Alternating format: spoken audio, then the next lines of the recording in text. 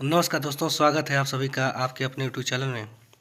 दोस्तों आज UG net जून 2012 का जो पेपर के जो 2 वीडियो मैंने डाला है उसकी आज ये तीसरी श्रृंखला है, जिसमें 10 प्रश्न आज होंगे। ठीक है, तो चलिए शुरू करते हैं।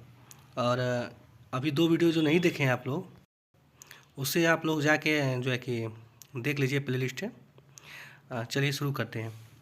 प्रश्न संख्या 41 है, 2001 से 2011 के बीच लिंग अनुपात यानी प्रत्याचार पुरुष स्त्रियों में बताना है कि कितनी थी, है वृद्धि हुई है, ये बताना है।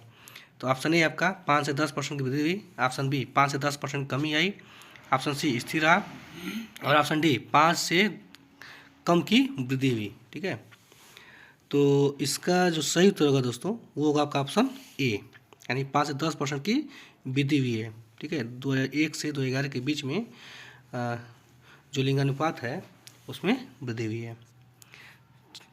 अगर हम बात करें दोस्तों प्रति 1000 पुरुषों महिलाओं की संख्या, ठीक है, तो इस समय जो है 943 है। ठीक है, और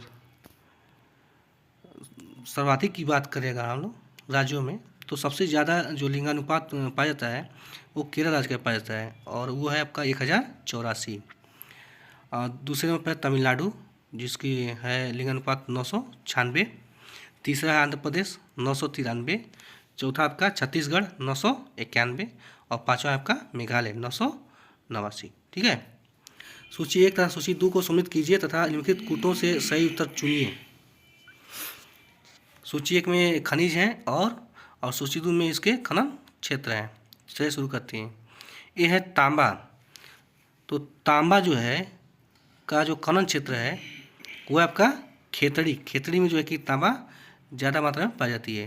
तो ये हो गया आपका पहले ए का चौथा ऑप्शन। ठीक है, दूसरा आपका बी जो है लौ अयस्क। तो लौ अयस्क का जो खनन क्षेत्र है वो जगह आपका कुंद्रेमुख, और ये कुंद्रेमुख जानते हैं कहाँ है? ये है आपके कर्नाटक राज्य में। ठीक है, इसके बाद मैग्नीज जो है ये बालाघाट में जो है कि इसका खनन क्षेत्र है, और ये बालाघाट दोस्तों है आपका मध्य प्रदेश में।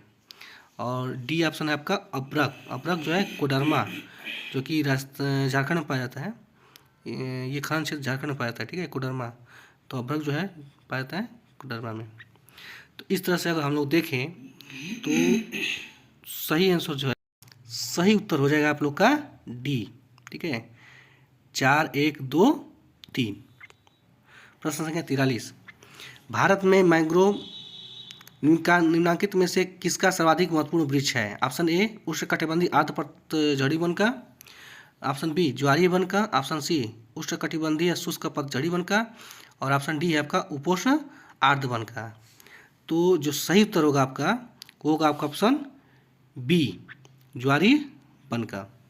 दोस्तों जो मैंग्रोव है ये ज्वारीय वनों में का सर्वाधिक महत्वपूर्ण वृक्ष है। ठीक है, और इस प्रकार का जो वन होता है वह नदियों के डेल्टाई क्षेत्रों में पाए जाते हैं, अतः इन्हें जो है कि डेल्टाई वन भी कहते हैं। ठीक है, और समुद्र का जो खारा जल होता है, ठीक है, उसके जल के प्रवाह से इन वनों की लकड़ी तथा छाल जो है क्षारीय हो जाती है, और इनकी लकड़ी का उपयोग जो होता है वो नाव बनाने और छाल के प्रयोग जैसे चमड़ा पकाने तथा रंगने में किया जाता है। ठीक है, ये जो वन है वह गंगा, ब्रह्मपुत्र, महानदी, कृष्णा तथा जो कावेरी का जो डेल्टाई क्षेत्र है उनमें जो है पाए जाते हैं।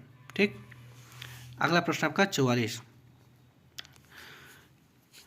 लिखा है निम्नलिखित में से कौन सा सही सुमेलित नहीं है? ऑप्शन ए है आपका विशाखापट्टनम, जहाज निर्माण के लिए जाना जाता है, कि ऑप्शन बी टीटागढ़ रेलवे उपकरण के लिए, कि ऑप्शन सी भद्रावती लौह एवं इस्पात, और ऑप्शन डी पिंजौर मशीन औजार। तो इसमें बताना है कि कौन सा जो है कि सुमेलित नहीं है। तो बी ऑप्शन जो है आपका सही होगा, टीटागढ़, क्योंकि टीटागढ़ जो है वो कागज उद्योग के लिए प्रसिद्ध है। ठीक है, प्रश्न संख्या 45, लिखा है कि अधिकतम प्रतिशत की दशकीय वृद्धि किस दशक में हुई थी? ठीक है, ऑप्शन ए है आपका 1951 से 61, और ऑप्शन बी 1961 से 71, ऑप्शन सी 1971 से 81, और ऑप्शन डी है 1981 से 91। तो अधिकतम प्रतिशत दस की वृद्धि जो है इसका सही उत्तर होगा ऑप्शन बी 1961 से 71। ठीक है। अधिकतम जो दस की वृद्धि है इसी समय भी थी, क्योंकि इस अवधि में मृत्यु दर लगातार तेज़ी से घटती रही और जन्म दर जो है वो लगभग स्थिर रहा। ठीक है। और स्थिर बनने के कारण जो है जनसंख्या तेज़ी से बढ़ती चली गई।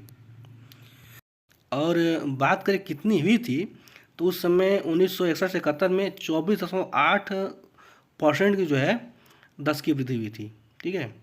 अब प्रश्न संख्या 46 आपका कि आवृत्ति वितरण दर्शाने के लिए सर्वाधिक उपयुक्त निम्नलिखित में से कौन सा है? ए दंड आरेख, बी आयत चित्र, सी पाई आरेख और ऑप्शन डी रेखा ग्राफ। तो इसका जो सही उत्तर होगा वो होगा आपका ऑप्शन बी आयत ग्राफ। अगले प्रश्न की ओर चलते हैं हम लोग। प्रश्न 47 नदी उन्मोचन के औसत मान की परिगणना करने के लिए निम्नलिखित में से किसका सामान्यतः उपयोग किया जाता है? ऑप्शन ए गणितीय माध्य का, ऑप्शन बी ज्यामितीय माध्य का, ऑप्शन सी हरात्मक माध्य का और ऑप्शन डी भारित माध्य का। तो जो सही उत्तर होगा आपका वो होगा आपका ऑप्शन बी ज्यामितीय माध्य का। ठीक है। अब प्रश्न संख्या 48 की तरफ चलते हैं। निम्नलिखित Rn मूल्यों में से कौन सा बिंदु वितरण का यादृच्छिक प्रतिरूप दर्शाता है? ऑप्शन ए है 0, ऑप्शन बी है 1.0, ऑप्शन सी है 1.35 और ऑप्शन डी है 2.14। तो जो सही उत्तर होगा इसका वो होगा आपका ऑप्शन बी 1.0। ठीक है। प्रश्न संख्या 49 विविध भौगोलिक विशेषताओं से युक्त क्षेत्र के प्रतिनिधि गांवों के चयन हेतु सर्वाधिक उपयुक्त प्रतिचयन तकनीक कौन सी है? ऑप्शन ए व्यवस्थित, ऑप्शन बी स्तरित यादृच्छिक, ऑप्शन सी यादृच्छिक और ऑप्शन डी गुच्छित। तो सही उत्तर होगा आपका ऑप्शन बी स्तरित यादृच्छिक। ठीक है। और इसके बाद 50वां प्रश्न है कि निम्नलिखित पद्धतियों में से किसमें अंतर्वेशन का उपयोग किया जाता है? ए वर्ण प्रतीकी में, ऑप्शन बी वर्ण वर्णकता में, या सी सम्मान में और ऑप्शन डी वर्ण मात्री में। तो सही इसका उत्तर होगा आपका ऑप्शन सी सम्मान में। ठीक है। तो दोस्तों इस तरह से 50 प्रश्न जो है कि पूरे हुए। आप को वीडियो अच्छी लगी हो तो प्लीज़ लाइक, कमेंट और चैनल को सब्सक्राइब करना भूलिएगा। धन्यवाद। मिलते हैं अगले वीडियो में।